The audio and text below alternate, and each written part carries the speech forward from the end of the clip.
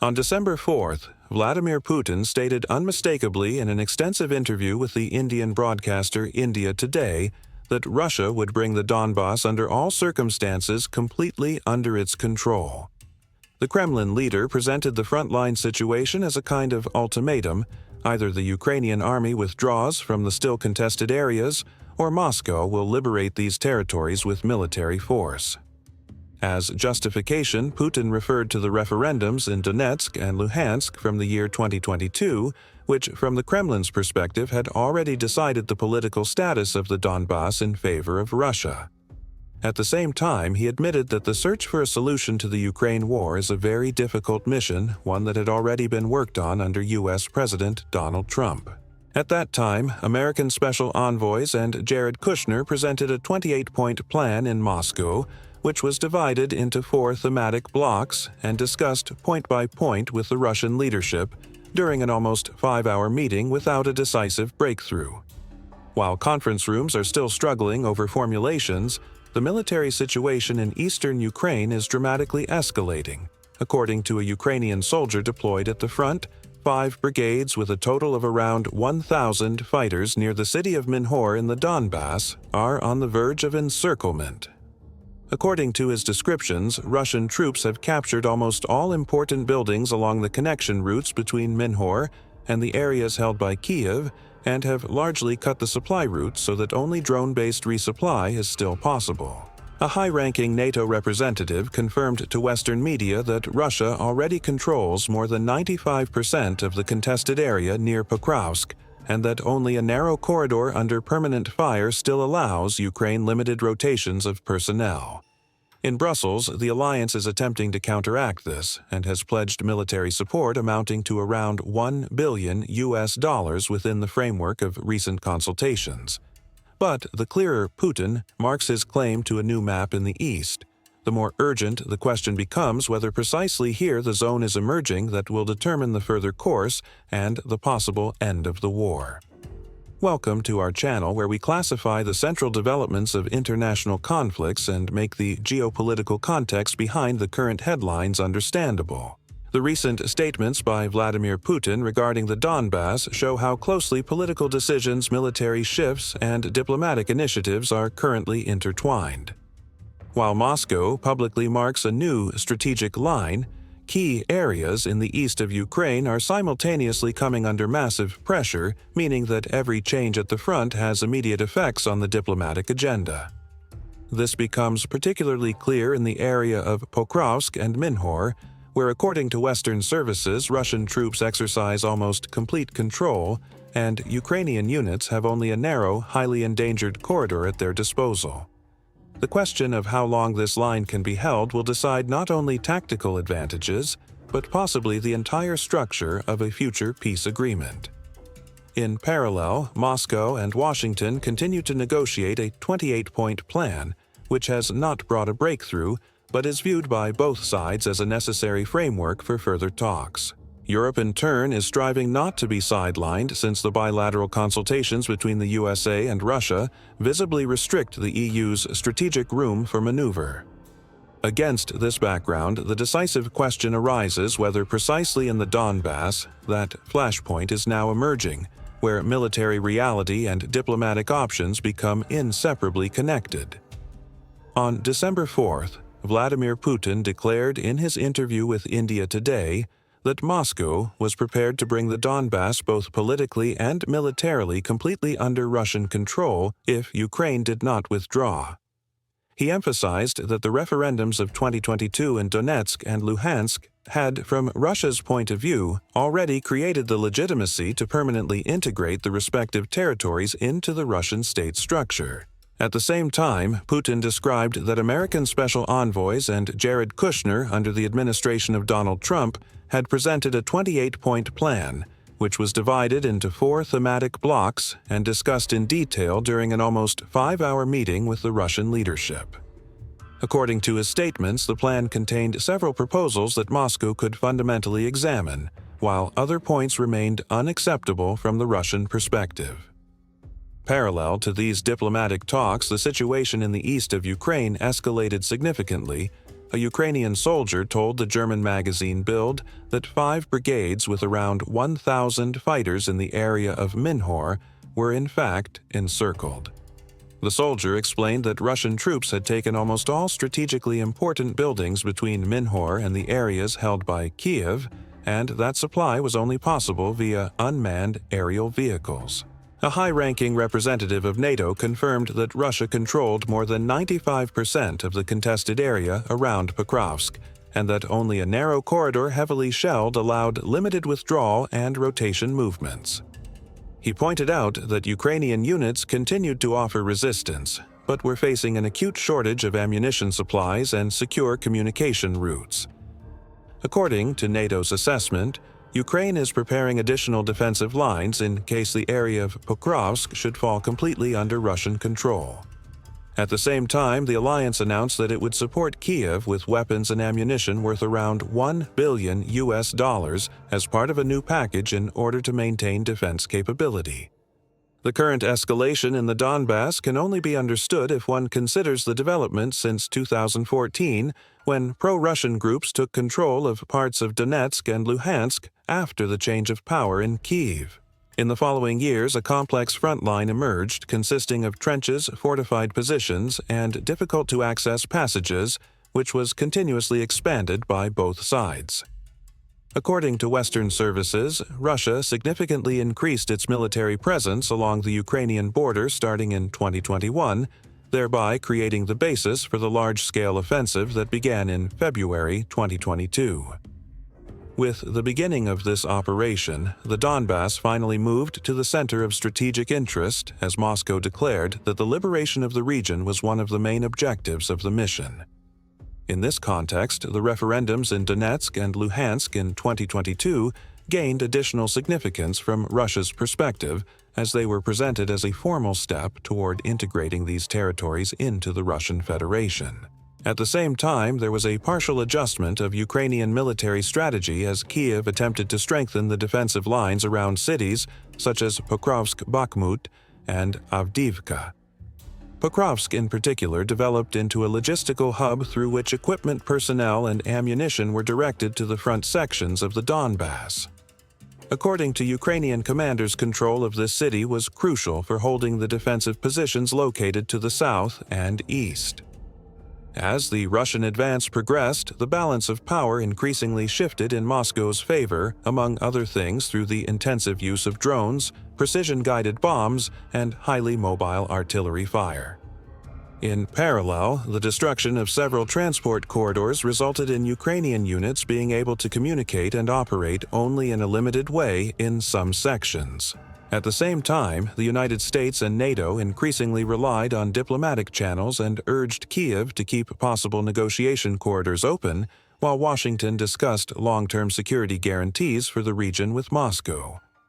These developments form the background to today's situation in which the front near Pokrovsk and Minhor represents not only a military line, but a geopolitical pressure zone that significantly influences the further course of the conflict. The military dynamics in the area of Pokrovsk and Minhor are significantly shaped by a Russian operational approach based on a combination of reconnaissance, precision-guided weapons, and highly mobile artillery strikes. First and foremost is the intensive use of small reconnaissance teams, which according to Ukrainian soldiers are equipped with thermal imaging devices, encrypted radar systems, and light drones, and continuously detect the movements of Ukrainian units. This data flows into a digital situational picture that enables Russian forces to direct artillery or drone strikes onto newly detected targets within minutes. Particularly effective has been the use of FAB-500 glide bombs, which are dropped from Zu-34 bombers at long range and cause severe damage to Ukrainian command posts with an accuracy of a few meters. In parallel, Russian formations use unmanned aerial vehicles such as Geran-2, or modified FPV drones for pinpoint attacks against fortified positions and light vehicles. According to Western experts, the combination of reconnaissance, glide bombs, and drones creates a kind of permanent tactical pressure that forces Ukrainian units to change their positions more frequently and limits their ability to build up reserves. In addition, systems such as BM-21, multiple rocket launchers, and two S-7 howitzers are used to provide large-area fire support and place the withdrawal corridor south of Pokrovsk under constant observation and fire. On the Ukrainian side, commanders attempt to counteract this through flexible defensive approaches by establishing forward observation posts while relocating main forces to deeper positions. Furthermore, the use of Ukraine's own drones is being intensified to identify Russian artillery positions and limit the damage through precise counterstrikes. At the same time, however, Ukrainian units report increasing difficulties due to disruptions of satellite communication, since Russian electronic warfare significantly impairs the transmission of coordinates and orders. NATO assesses the situation as critical because Ukraine's growing dependence on drone logistics, improvised transport routes, and limited ammunition impairs long-term endurance. The alliance therefore recommends the rapid strengthening of Ukrainian air defense systems, as well as the provision of additional precision ammunition to slow down Russian advances at the operational level. The international reaction to the recent developments in the Donbass is clear, as several actors recognize the strategic consequences of a possible Russian breakthrough at Pokrovsk and Minhor. NATO Secretary General Jens Stoltenberg stated at a meeting of foreign ministers in Brussels that the alliance stands united behind Ukraine and will provide additional military support worth around $1 billion. He emphasized that the increasing pressure on Ukraine's defensive lines poses a direct risk to the stability of the entire region, and that NATO will therefore expand its commitments in the areas of training equipment and air defense. A representative of the alliance also explained that the situation around Pokrovsk shows how crucial secured supply routes and robust communication structures are for the Ukrainian military. At the same time, several EU states expressed concern that the ongoing talks between the USA and Russia could weaken European influence on possible peace negotiations. Diplomats from Central Europe warned that a bilateral approach by Washington could lead to European security interests being insufficiently considered. In Berlin and Paris, government officials pointed out that lasting stability in Ukraine could only be achieved if European states were actively involved in the process. On the U.S. side, Secretary of State Marco Rubio declared that Washington continued trying to find a compromise that would take into account both Ukrainian security concerns and Russian demands. He emphasized, however, that certain proposals from Moscow were not acceptable from the American perspective, and further discussions were necessary to create a viable basis for an agreement. Moscow, in turn, stated through presidential advisor Yuri Ushakov that Russia was negotiating exclusively with the USA on the basic lines of a possible peace plan, since Washington, in the Kremlin's view, exerted decisive influence on Kiev. Ushakov added that Putin's recent talks with American special envoys had been constructive, even though significant differences remained. Meanwhile, several Eastern European states expressed concern about the possibility that a Russian breakthrough in the Donbass could create new security risks along NATO's eastern flank. They therefore called for an increased military presence on the alliance's eastern border, as well as faster delivery of modern air defense systems. Overall, the international reaction shows that the current developments in the Donbass are not merely a military event, but could redefine the geopolitical room for maneuver of numerous states. The coming weeks in the Donbass could be decisive for how the further course of the conflict develops, as several possible scenarios are becoming increasingly clear. In the first scenario, Russian forces succeed in bringing the area of Pokrovsk and Minhor completely under control, which would significantly weaken the Ukrainian defensive lines in the Eastern Front arc. Such a breakthrough would not only have tactical consequences but could force Kiev to concentrate personnel and material further west, making other sectors vulnerable. In the second scenario, Ukraine succeeds in keeping the remaining corridors open and deploying additional reserves to the region, which could at least temporarily slow down the Russian advance. However, this scenario requires a stable supply situation and functioning communication structures, which are currently heavily impaired by Russian electronic warfare. A third scenario concerns the diplomatic level, Should Moscow and Washington achieve even partial convergence in their ongoing talks, this could immediately influence the military dynamics. In this case, it would be conceivable that both sides attempt to secure positions that are advantageous for possible negotiations, which could lead to short-term but intense fighting.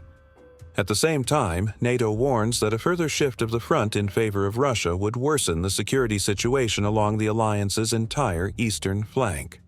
Several states fear that a sustained Russian advance would strengthen Moscow's geopolitical influence and thereby place Europe's strategic stability under long-term pressure. On the economic level, it also remains unclear how long Ukraine can mobilize sufficient resources to maintain its defensive capability, especially in view of growing dependence on external support. Another uncertainty factor is the question of whether the EU and the USA will be able to maintain their previous aid commitments in the coming months as domestic political tensions increase in several states. Overall, the current developments indicate that the Donbass is becoming a zone in which both military and diplomatic decisions gain potentially decisive significance for the future of the conflict. The events of recent days illustrate how closely military developments, diplomatic talks, and geopolitical interests in the Donbass are intertwined. While Russia increasingly formulates its claim to full control of the region in unmistakable terms, Ukraine is attempting to hold the remaining defensive lines despite dwindling resources. At the same time, the USA and Russia are trying to create with the 28-point plan at least a basis for possible negotiations, even though no agreement has yet been reached.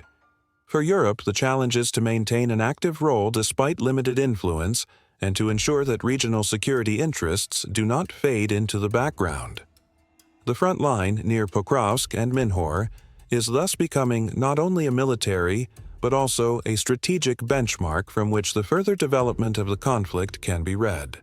Whether Russia succeeds in expanding its current position, or whether Ukraine with international support achieves stabilization, will decisively determine which options for a future peace solution remain realistic. In this phase of uncertainty, one question remains central: is the Donbass facing a final turning point that will permanently shape the course of the war? If you want to keep an eye on further developments, subscribe to our channel, activate notifications, and feel free to share your assessments in the comments.